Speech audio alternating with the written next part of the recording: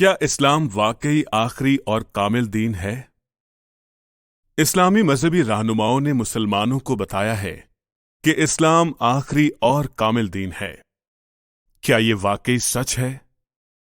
کیا ان کے پاس اپنے اس دعوے کے لیے کوئی منطقی، نظریاتی، فلسفی، روحانی یا سماجی دلیل ہے؟ اسلام میں کامل کا مطلب کیا ہے؟ کیا اس کا مطلب یہ ہے کہ اسلام نے زندگی اور زندگی کے وجود سے متعلقہ تمام سوالات کا دوسرے مذاہب سے زیادہ مؤثر جواب پیش کیا ہے؟ کیا اس کا مطلب یہ ہے کہ اسلام نے نئی اور بہتر چیزیں متعارف کروائی ہیں جو کہ اسلام سے پہلے کے مذاہب میں موجود نہیں تھیں؟ کون سی نئی اور بہتر چیزیں اسلام نے متعارف کروائی ہیں جو کہ پہلے کے مذاہب میں موجود نہیں تھیں، تاکہ اس وجہ سے اسلام کامل ہونے کا دعویٰ کر سکے؟ ایک مسلمان ہوتے ہوئے کیا آپ نے کبھی اس سوال کے بارے میں سوچا؟ اور کیا آپ کو اس کا جواب ملا؟ اگر ہم پر اعتماد رہنا چاہتے ہیں اور چاہتے ہیں کہ ہم اپنے عزیز و اقارب اور دوسرے لوگوں کے سامنے اپنے موقف پر بغیر کسی ندامت کے ڈٹے رہیں، تو پھر ہم سب پر اپنے دعووں کے لیے دلائل ڈھونڈنے کی ذمہ داری عائد ہوتی ہے۔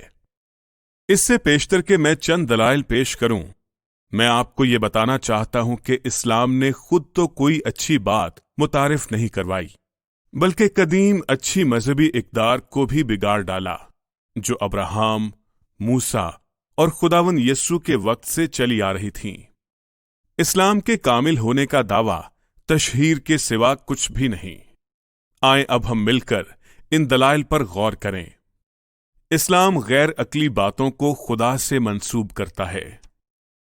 اسلام کے کامل نہ ہونے کی پہلی دلیل یہ ہے کہ اسلام غیر معقول باتوں کو خدا کی ذات سے منسوب کرتا ہے۔ اسلام خدا کو کیسے متعارف کرواتا ہے؟ سورہ الحشر نمبر 59 کی آیات 23 اور 24 میں لکھا ہے کہ خدا پاک، صلح جو، عظیم اور عقل مند ہے۔ لیکن سورہ العمران نمبر 3 آیت 54 اور سورہ الانفال نمبر 8 آیت 30 کا کہنا ہے کہ خدا سب سے بہتر دھوکہ دینے والا ہے۔ سورہ البقرہ نمبر 2 آیت 22، سورہ العمران نمبر 3 آیت 28، سورہ النحل نمبر 16 آیت 106 میں لکھا ہے کہ خدا نے مسلمانوں کو بعض حالات میں جھوٹ بولنے کی اجازت دی ہے۔ کیا آپ کو ان آیات کے درمیان واضح تضاد نظر آ رہا ہے؟ ایک طرف تو خدا کو پاک، صلح جو، عظیم اور عقل مند کہا جاتا ہے، لیکن دوسری طرف اسے دھوکے باز کا نام دیا جاتا ہے۔ خدا ایک ہی وقت میں پاک، صلح جو، عظیم، عقل مند اور اس کے ساتھ ساتھ دھوکے باز بھی کیسے ہو سکتا ہے؟ کیا ایک دھوکے باز خدا کو عظیم اور عقل مند کہا جا سکتا ہے؟ خدا کو پاک کہا جاتا ہے کیونکہ اسے دھوکے بازی سے نفرت ہے اور وہ کبھی دھوکہ نہیں دیتا۔ ایک کامل خدا جھوٹ اور دھوکہ دہی کی اجازت نہیں دیتا، اور ایک کامل دین خدا کو جھوٹا اور دھوکے باز نہیں کہتا۔ اگر آپ خدا کو دھوکے باز کہتے ہیں تو اس کا مطلب ہے کہ وہ کامل نہیں ہے۔ تو ایک خدا جو خود کامل نہیں، اس کا دین کیسے کامل ہو سکتا ہے؟ کیا آپ کسی ایسے شخص کو کامل کہہ سکتے ہیں جو دھوکہ دہی اور جھوٹ بولنا سکھائے؟ کیا آپ اس کے عقیدے کو کامل عقیدہ کہہ سکتے ہیں؟ آپ ہرگز ایسا نہیں کہیں گے۔ اسلام کے ساتھ بھی کچھ ایسا ہی ہے۔ اسلام خدا کو جھوٹا اور دھوکے باز کہتا ہے، اس لیے یہ ایک کامل دین نہیں ہو سکتا۔ اسلام کے پاس وجود کے سوال کا کامل جواب نہیں ہے۔ اسلام ایک کامل دین نہیں ہے۔ اس کی دوسری وجہ یہ ہے کہ اسلام کے پاس زندگی کے سوالات کا جواب دوسرے مذاہب کے جوابات سے زیادہ کامل نہیں ہے۔ زمینی زندگی، روز قیامت اور حیات مابعد الموت کے بارے میں اسلام کا نظریہ ان دوسرے مذاہب سے کچھ بہتر نہیں ہے جو نجات کے لیے انسانی اعمال پر زور دیتے ہیں۔ پھر اسلام کو دوسروں سے بہتر کیوں کر کہا جا سکتا ہے؟ اسلام سے پہلے کے تمام دوسرے مذاہب کی طرح اسلام نے بھی مسلمانوں کو یہی سکھایا کہ انسانی زندگی اچھائی اور برائی کے درمیان جنگ تھی، اور نجات اچھے اعمال کے ساتھ مسلسل پاکیزگی کی زندگی گزارنے پر منحصر تھی۔ روز عدالت اور حیات مابعد الموت کے بارے میں بھی اسلامی تعلیمات کم و بیش دوسرے مذاہب جیسی تھیں۔ دراصل دوسرے مذاہب اس بارے میں اسلام سے بہتر تھے، کیونکہ انہوں نے جنت میں جانے کے لیے اسلام کی طرح دوسروں پر اپنا دین زبردستی تھوپنے یا ان کو قتل کرنے کی تعلیم نہیں دی تھی۔ مسیحی عقیدے کے مقابلے میں اسلام بالکل بھی اس قابل نہیں کہ وہ مسیحیت پر اپنے کامل ہونے کا دعویٰ کرے۔ انجیل میں لکھا ہے کہ یسوع بے گناہ، زندہ اور آسمان پر ہے، اس لیے وہ زندگی اور آسمان پر جانے کا واحد راستہ ہے۔ لیکن قرآن کبھی بھی محمد کے بارے میں اس طرح کی بات نہیں کرتا۔ دراصل قرآن تصدیق کرتا ہے کہ یسوع بے گناہ ہے، وہ زندہ ہے اور آسمان پر ہے۔ لیکن ان حیرت انگیز خوبیوں کے باوجود قرآن لوگوں کو یسوع کی پیروی کرنے کی تعلیم نہیں دیتا، بلکہ زور دیتا ہے کہ لوگ محمد کی پیروی کریں، باوجود کہ وہ گنہگار تھا، مر گیا اور آسمان پر نہیں ہے۔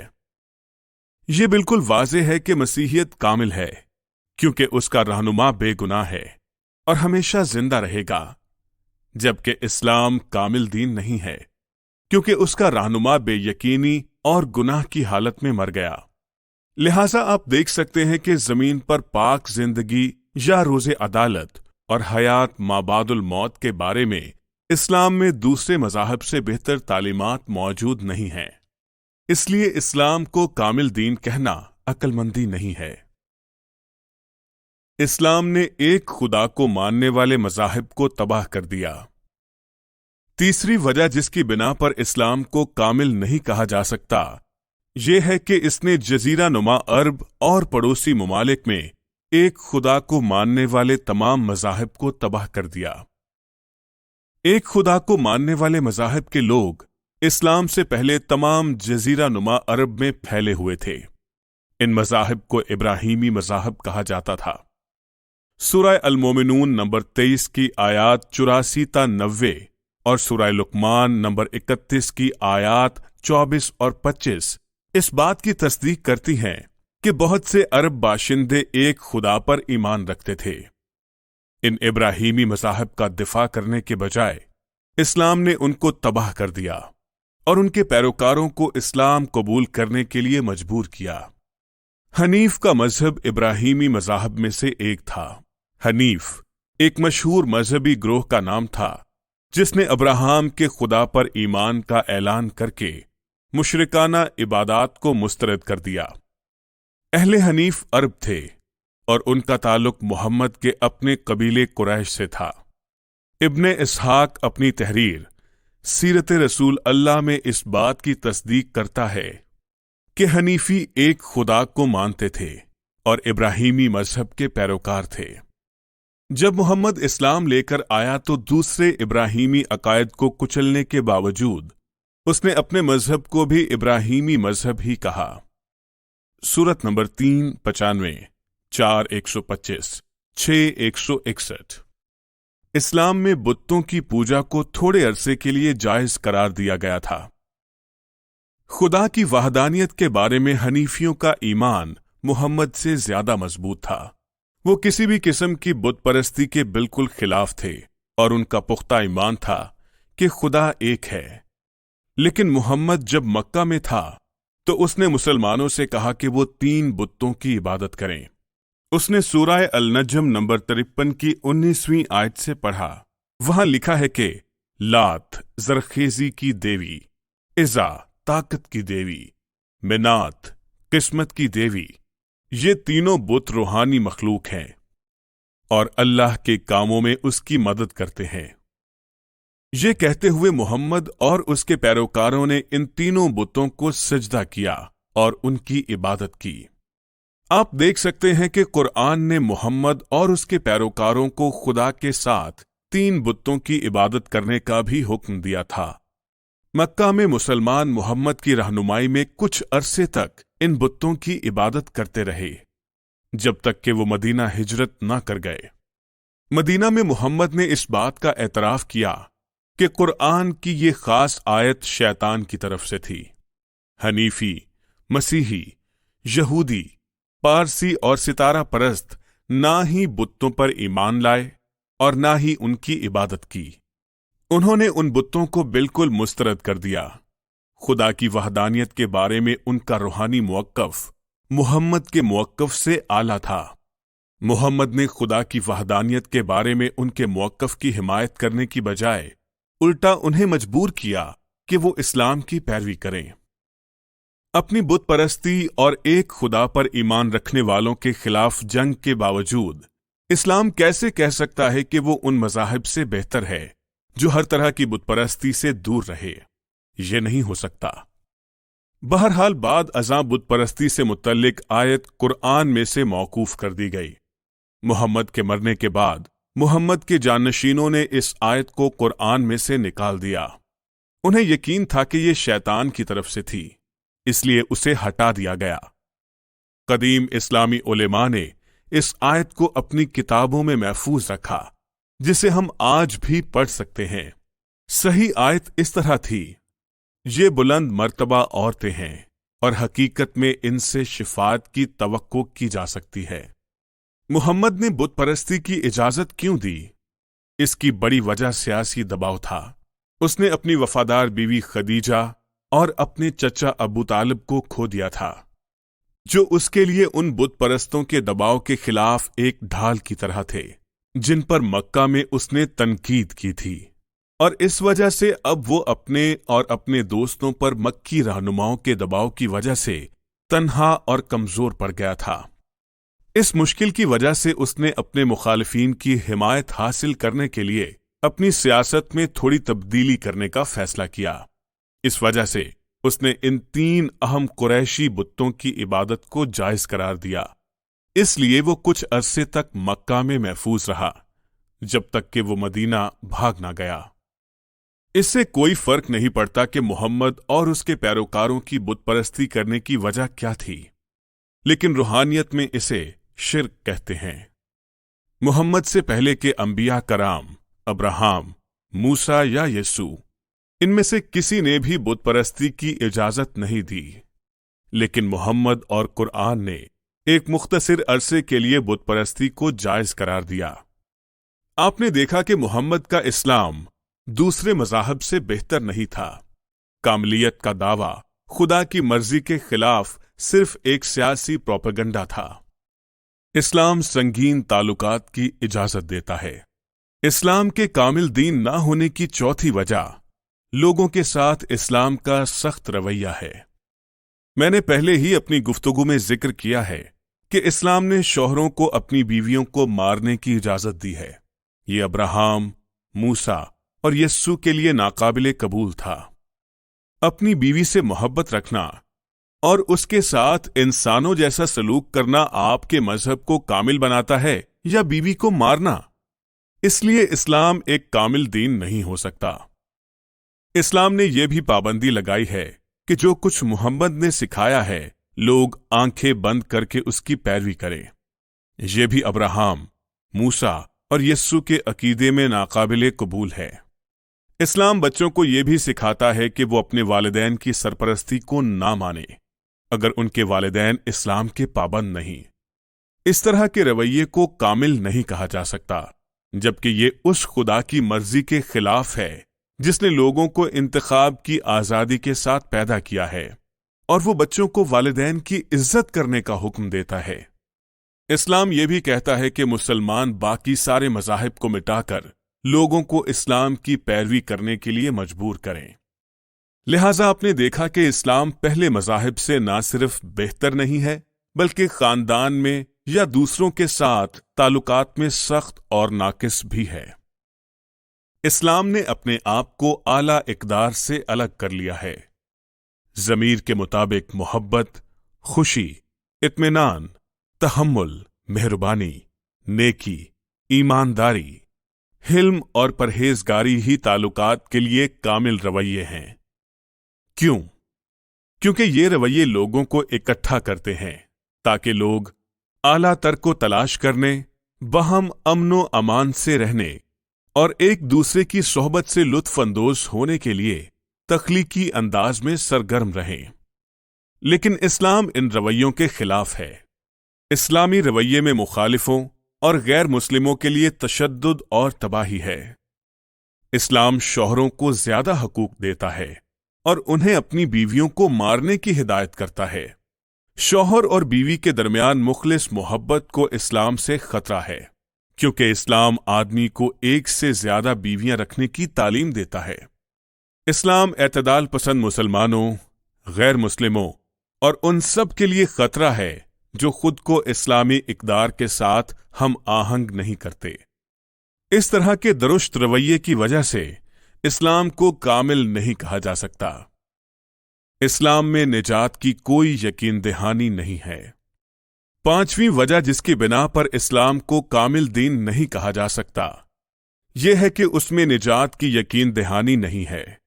گرچہ نجات کی یقین دہانی خدا کا سب سے اہم پیغام ہے، لیکن اسلام اس یقین دہانی سے قاصر ہے۔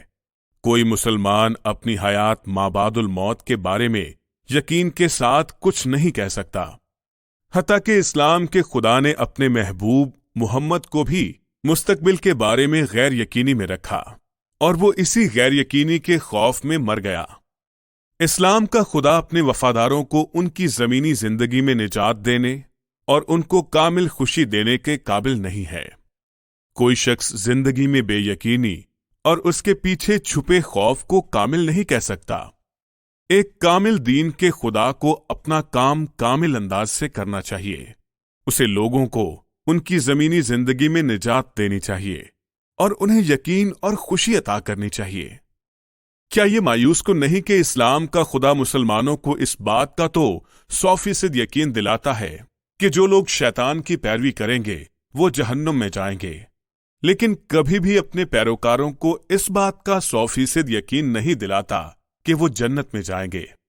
بائبل کے سب ماننے والے، چاہے وہ نبی ہوں یا عام پیروکار، سب کو اپنی نجات اور جنت یا آسمان پر جانے کا یقین ہے۔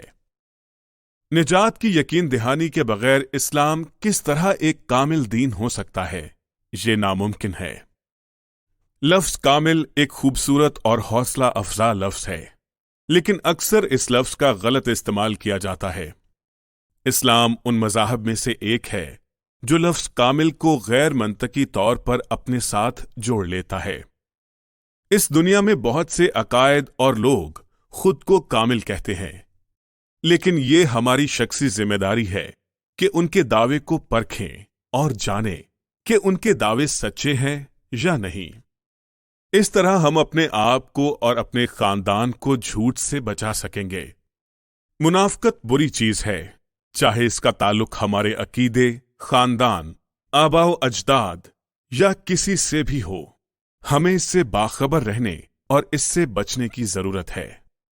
آپ دیکھ سکتے ہیں کہ شیعہ اور سنی دونوں فرقوں کے مسلم رہنما 1400 سال سے اسلام کو ایک مکمل دین کہتے چلے آ رہے ہیں، لیکن ان کے اعمال سے ثابت ہوتا ہے کہ وہ اپنے دعوے میں سچے نہیں ہیں۔